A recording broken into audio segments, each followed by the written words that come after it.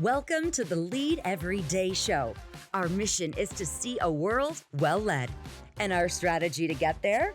To empower leaders like you to lead every day. So let's get to work. Welcome to the Lead Every Day show. I'm Randy Gravitt. And I'm Mark Miller. And Mark, I got a great conversation for us today. I don't know if you've noticed it, but the world of work has changed. I saw a statistic that said that 60% of all workers, all knowledge workers now, are fully remote, which is just mind-blowing compared to where we were just a few years ago. So we're going to dive in today to this idea of how do you manage performance in a new world of work. Everywhere I go, I'm talking to leaders who are they have this issue going on, and they're asking me, like, what do we do? And so today, I hope we can give them some answers as we begin. So I'm excited about this. I'll set it up this way, Mark. I think COVID was obviously there's a lot of things about COVID that we don't like. Tragedy, most of all, was a lot of loss of life and people struggling there. But I think COVID did some things to really change the world of work as well. As I look back, I mean, I would say that's kind of was maybe a tipping point here. And I want us to think about that. Yeah. And I think you could refer to it as a tipping point.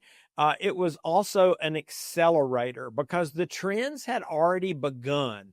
I think that knowledge workers had begun to figure out work is what I do, not where I go. And given the opportunity to work remotely for a couple of years, as the data indicates, a lot of them have not gone back. And I would suggest a lot of them are never going to go back. So before we go any further, can we talk here for a second about knowledge workers? You used the term, I actually said it a minute ago as well. Like, let's make sure that when we talk about knowledge workers, what are we actually saying here? Let's pull it down to the studs here for a second and talk about that. Yeah. Great catch. That's a term that was coined by Peter Drucker in 1959. So that's not a new concept, but it was an emerging concept. Drucker said that a knowledge worker is someone whose primary asset is their knowledge applied to problem solving and innovation as opposed to manual labor. So you think about the world for hundreds and thousands of years, it was predominantly a labor-based society and labor-based economy. People did things with their hands. And more workers today are using their minds. They have specialized skills. Their problem solving, their creative problem solving is required on an ongoing basis. They often work autonomously or are self-managed. They've got to keep learning and growing to remain relevant because that's the world we live in. And well, and let's go back to what we talked about last week. We would also expect them to be intellectually contributing, right? To think. Mm-hmm. So yeah, that's a good little list. Okay, so yeah. Let me just say this, just to give a little more context and scale here. As we went through some of those attributes really quickly, does that bring anybody to mind? Well, I would say it should, because 100 million of the U.S. workforce fits in the knowledge worker category today. And so that's a lot of folks. And as you said, many of them are working remotely now. Well, if the numbers we gave are right, then that would mean 60 million people are working from wherever, they're the house, the Starbucks, whatever. I mean, they're remote. So I think we definitely have a group of people here that we can, well, first of all, we're talking to the leaders that are trying to lead these people, but how do we help them? Because that's a lot of people. Yeah. And my answer on how we do that, simply stated, is the fundamentals, the principles behind performance management are unchanged, even in this bizarre new world. I had a feeling you were going to say that. So that's good. So talk to me more about that. Well, a lot of leaders have fallen into the trap of thinking performance management is a single activity, and you probably know what they think it is. It's the performance review. Yeah. That's what so many leaders think that is performance management. Yeah. It's like, well, that's part of the puzzle, but that's not the entire game. Yeah. And so as you and I have been preaching, teaching, and practicing for years, performance management really has three components. And the first is performance planning. Now, you may not use that language. You may not use any of this language, but that's when the leader sits down with an individual and you talk about the coming performance cycle, whether it's going to be a month, a quarter, or 6 months, a year. And you talk about what are the goals, what are the priorities, what are the expectations. Ken Blanchard, a friend, mentor, and co-author that I've worked with for many, many years, he says he wants to give everybody an A. He was a former college professor. And in this performance planning segment, you're actually talking about what's going to be required to get an A. And it's really hard to manage performance if there are unclear, ambiguous expectations at the beginning of the process. Yeah, we have OKRs and KPIs and all that kind of stuff that we talk about. But Ken, I heard Ken talk about this. He said basically he always just gave people the test on the first day and taught the test the whole semester. He's like, and he said he had all these people asking like, how can you do that? Doesn't everybody get an A? And he's like, why would you not want your kids to get an A? I mean, that's what you're doing. You're trying to teach them what they're supposed to be learning. And I think there's so much simplicity there, but it's not simplistic. It is genius if you think about helping people win. I talk about that all the time, Mark. You know, I'm always like, what does a win look like? I think that really is a great place to start. So performance planning, it can be simple, it can be elaborate, it needs to be detailed enough that the leader and the men and women that you're responsible for understand what success looks like. I mean, it's that simple, but it's amazing how few people have clarity on what is expected of them. There's some staggering statistics out there. People just aren't clear, and that's on the leader. That's not on the individual. So when we're doing performance planning, would you go so far as to say that it needs to be quantifiable? It needs to be observable. We need to be crystal clear here when we start laying out our performance plan. Sure. And I would say that it really shows up in two forms, and it'll vary from person to person and situation to situation. But I have a bias that, not unlike creating your scorecard, that there should be some end goals and some process goals. So you may tell someone that you're responsible for a 10% increase over the next 12 months for your region.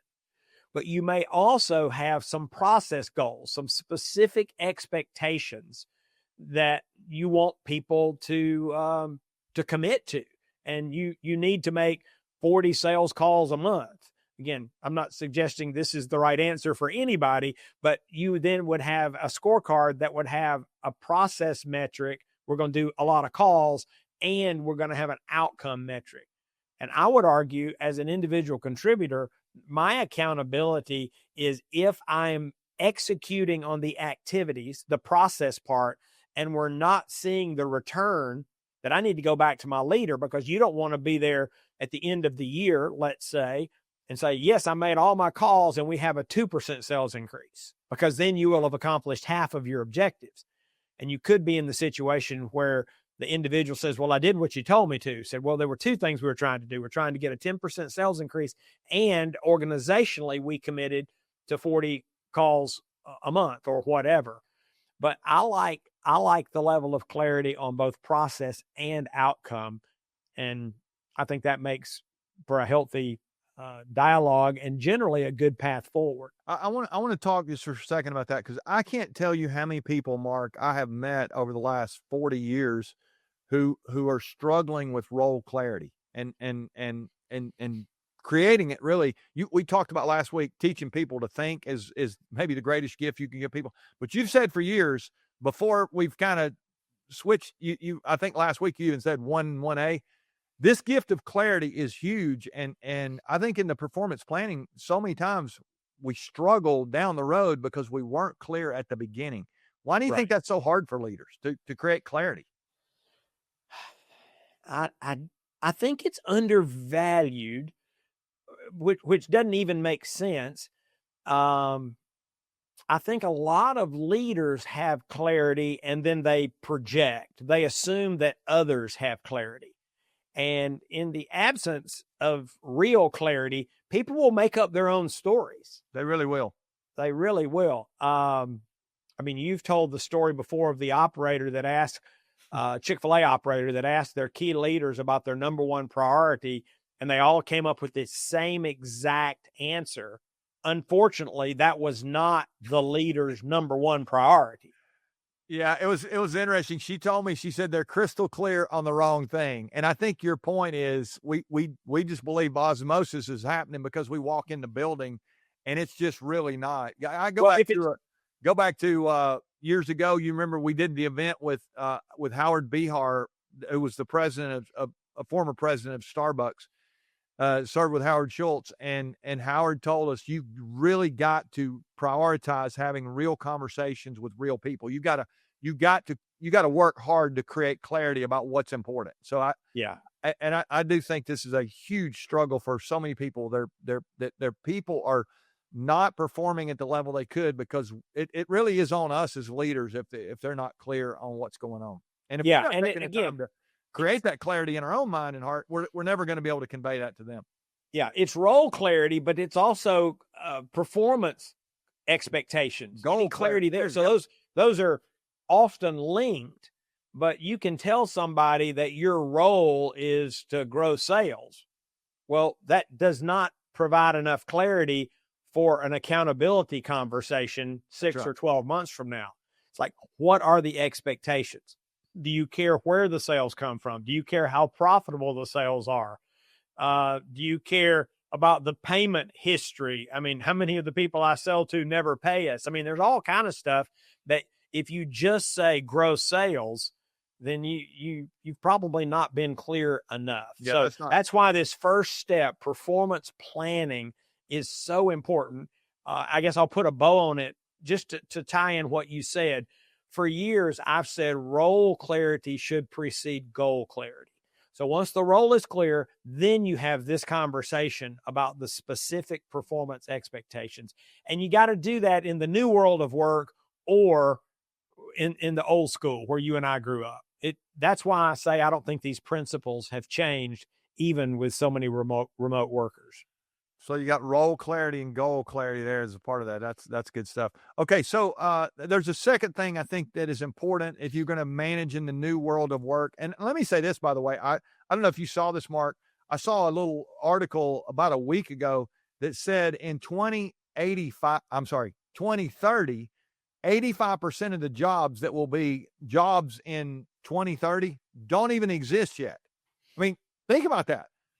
85% of the jobs, knowledge worker jobs, don't even exist today. 4 years from now, 85% is like, what?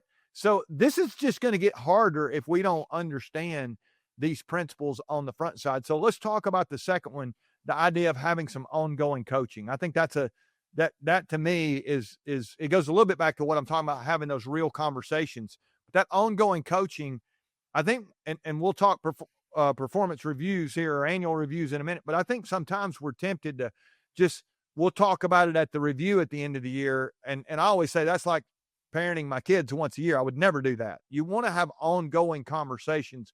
And when we think about this in this context, really, those are the conversations. Those are the places where we have an opportunity to do some coaching with the people that we lead. So say more about some ongoing coaching here, Mark. Well, in the context of this episode where we're talking about the new world order, when so many people are not physically present, I will suggest that of the three phases of this process, this is the one that's more difficult, but you still got to provide ongoing coaching. When you get to the end of the year, there should be very few revelations because you've been talking to people all along. You've been grading their paper, so to speak, and along the way, and you've done check-ins and you've said, how are you doing? Let's look at your performance. What are you struggling with? What's working well? How can I serve you? What resources do you need that you don't currently have to be successful? And this is, I say this is more difficult because you're not going to bump into somebody in the hall like you used to. I mean, some people listen to this don't even know what I'm talking about. You'd bump into somebody and say, hey, how'd that sales call go you had last week? And you can talk about it. Well, you're not going to bump into these people. So you've got to be more proactive, more, I would argue, systematic. And I know leaders that now have a very predictable, you might even call it rigid schedule of touch-ins and check-ins with their people. Whereas before there was a lot more spontaneity. You're just not going to bump into people. You're not going to say, hey, let's get a cup of coffee. Hey, let's go to lunch together. It's just not going to happen. And even the small talk has changed. And some people who lived in the old world know this. Meetings by and large virtually have gotten shorter. So part of what you don't do is you get there early and you have a conversation, or you hang around afterwards and have a conversation. And even the topics tend to be more narrow because people actually don't like being on Zoom meetings. So they're working really hard to make them shorter. So all these impromptu opportunities by and large have evaporated. And that's where a lot of ongoing coaching has taken place historically. So you got to put it on your calendar. You got to have touch points with people and ask them a whole bunch of questions about what's working and what's not and how you can serve them. Yeah, the water cooler conversations and the cafeteria, that those days are long gone in most places. But I will say something. I like you were talking there about the classroom. Let's go back. I think that we could probably learn something there from elementary school. I don't ever remember having a class, Mark, where I went in on day one and the teacher said, we're going to do one thing this semester. We're going to have a final exam at the end, and we won't do anything else between now and then. You'll just show up for the final and you'll be ready. I mean, there were grades taken along the way. There were quizzes, there were check-ins, there was homework, all that stuff. And I think, just put yourself in the shoes of that student who only has the final exam. I think I really would have, it would have been a disaster for me if I'd never had to do any homework along the way. I don't think I'd done anything. So I think that accountability can really be a gift when we think about that ongoing coaching. That is our chance to do some of that ongoing coaching. And I will say this, I've got lots of companies that we're working with who they do have a hefty remote workforce. I mean, that's happening in a lot of our companies that we serve. But that doesn't mean that you can't call everybody together at times for a meeting. Now, I know everybody's got different situations and you may or may not. You may be fully remote, and I get it. But you might need to put people on an airplane and say, we're going to get together for a couple of days, once a quarter or whatever. I mean, you get to decide. But I don't want to just brushstroke and say if they're remote, they're fully remote all the time. And again, that may be different for different contexts. But I think that's a great reminder. I think that's a great catch. You may remember the CEO that you and I were talking to, and it was actually, I felt like it was a tragedy because he felt like when the world went remote, he felt like he lost control of his company. It was kind of my interpretation. Yeah. And we asked a few questions, and he began to lament the fact that he needed to have a meeting, but there was nobody there. And I don't know if this was good counsel or not, but I looked him in the eye and I said, you are the CEO. If you need to call a meeting, you can tell people they have to come to your meeting. Yeah. So I think we've got to be careful, particularly those of us who are more mature, the older crowd. I've talked to leaders like that one who feels like a victim of the new world. Hey, let's try to leverage it. Let's try to get the very best we can from the new reality. But as you said, don't forfeit your agency. If you need a meeting, call a meeting. Some of our listeners know that I spent a long time, over 40 years, working at Chick-fil-A corporate. And when this new world hit us, we talked in terms of a flexible future where we had some minimum expectations where people would be in the office, in part not to lose some of those spontaneous opportunities that I described earlier.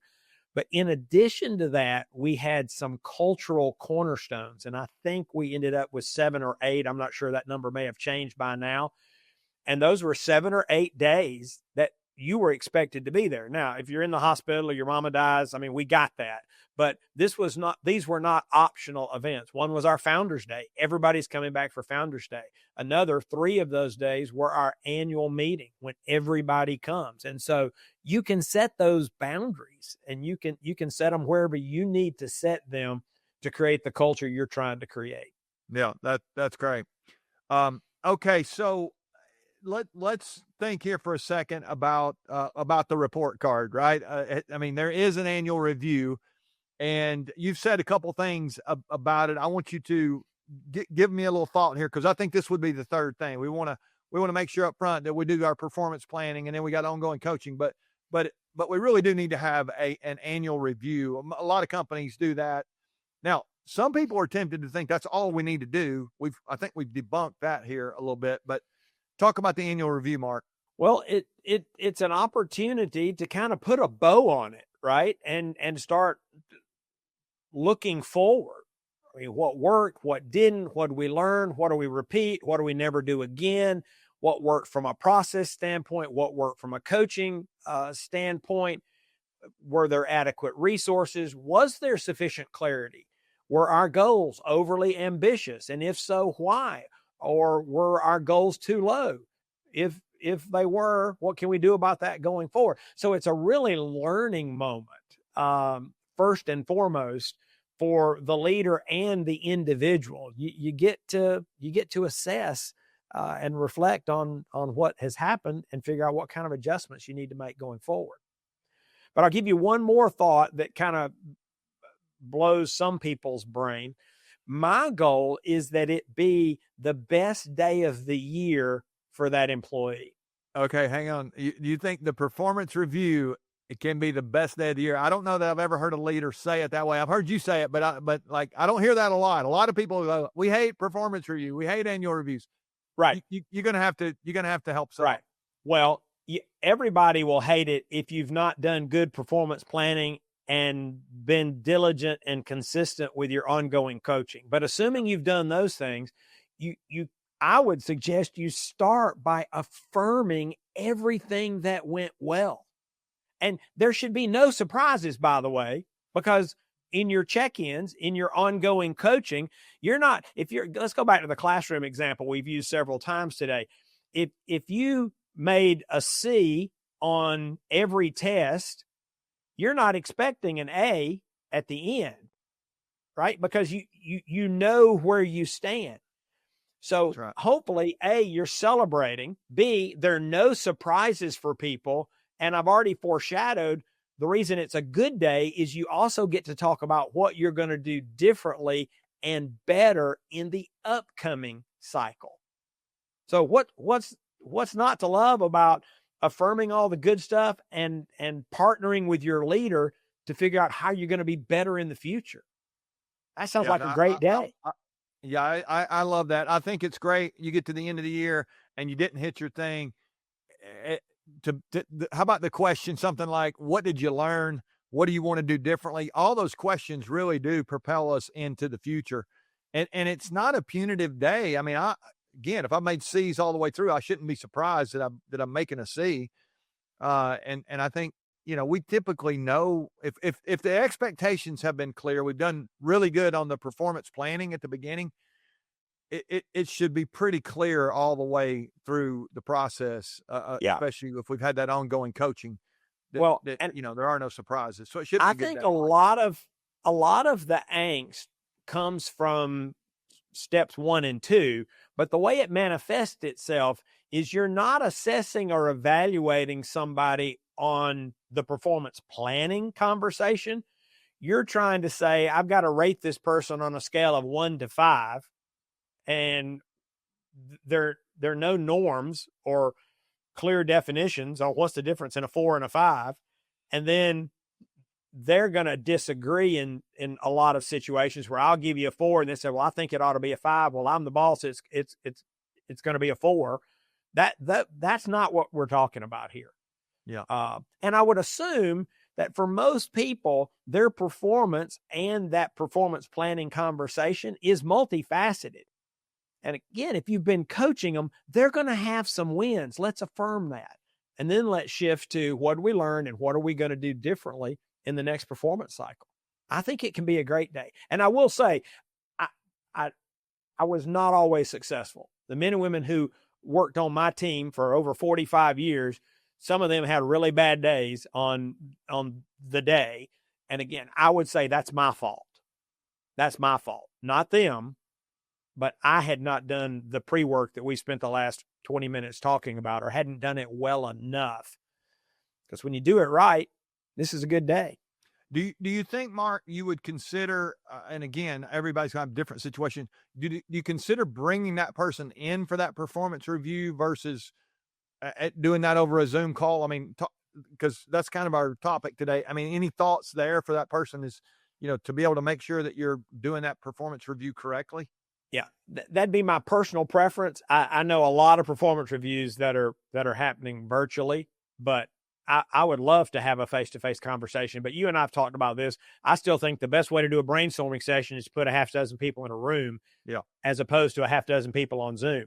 Yeah, I don't have enough skill nor experience yet in this new world. To translate some of the things that we spent 40 plus years honing and refining and in many cases perfecting, and say, okay, now we're going to do all that on a Zoom call. I'm not there yet. I mean, I'm still working on it because this is the new world, right? We don't become victims of the new circumstances. We learn how to leverage them. We learn how to steward them. That's the remote and hybrid work is a genie that is out of the bottle. Yeah. That's kind of where I want to go here to close today. I want to pull the hood up here and I want you to speak here to the leader who out there is a lot like you or me. Like you're the king of let's put people in a room. And so there's a whole lot of kicking and screaming here, probably that a lot of leaders are listening going, we're not doing that. We can't do that. It's not going to work. And yet the world you're just going to have better access to talent. And so many reasons to have remote work. What do you say to that leader? Because you've navigated this really well. You still love to get people in a room, but you've done a lot of stuff virtually as well. I mean, we even do virtual keynotes and stuff. So it's like you've connected with a lot of people over the last 5 years virtually. How have you handled it emotionally, Mark, being such a let's put people in the room kind of guy? I mean, can you speak to that leader out there who may be still struggling with that? Got a thought? Last thought? Yeah, we may need to do a whole episode on that that I may not be qualified to be part of. I mean, I'm on the journey. I am trying to bring my very best to every encounter, which is exactly what I did when I was in a room.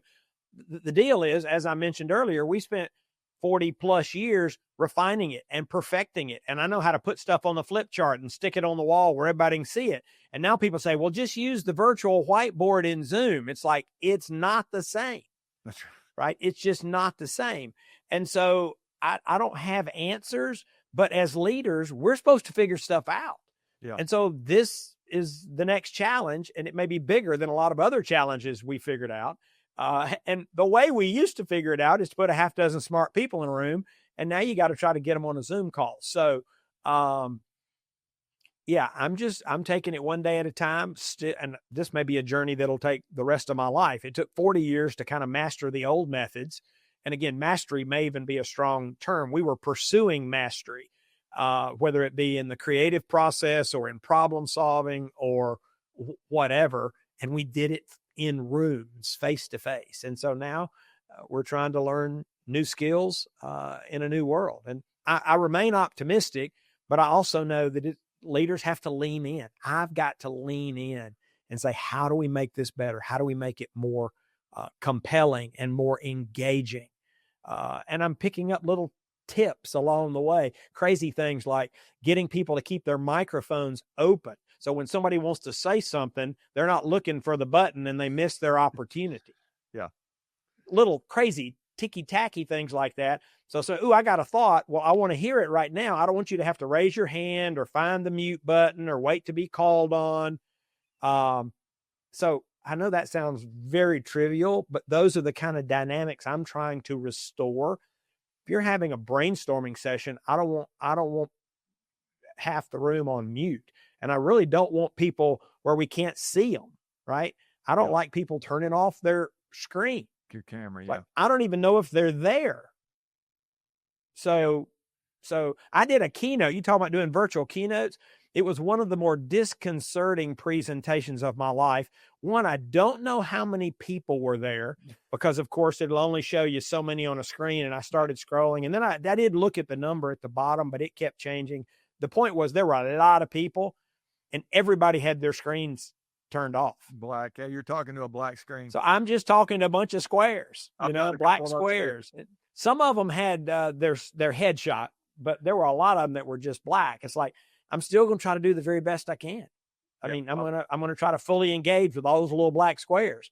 That's not the same as being in a room, but that's right. That's the new world. I think that's so true. I would say for me, something you said there, just, I mean, if you're in a situation you don't like being in, just acknowledge that. I think being able to call it out and say, this is going to be a little more challenging. There's going to be a 2-second delay, whatever at times, but we're here for this reason, and create clarity for the meeting in the beginning, and call people to engage just like we would if we're in a room as best we can.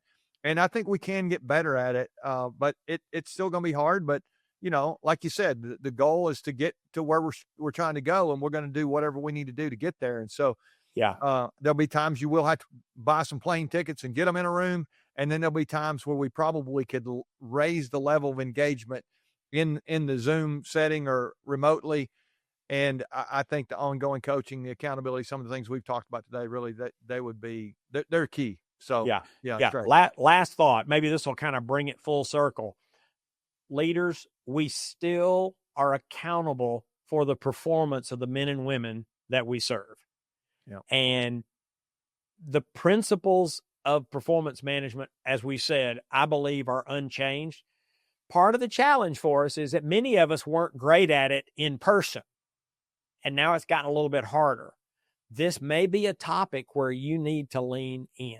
Yeah, that's fantastic. I was talking to a COO the other day, and he told me, he said, my number one job is to make the people on our team successful. I love that. It's exactly what you're saying right there, Mark. And I think whether they're remote or whether they're right down the hall, that's still your job. And I think these principles work either way. So let's continue to do that. Let's don't forget that we really do have an opportunity to create a great environment. And when we lead well, everybody benefits. When we don't do what we're supposed to do, it makes it really hard for everybody. So a lot on the line here. Let's keep doing what we're supposed to be doing. All right. Remember, the best leaders lead every day.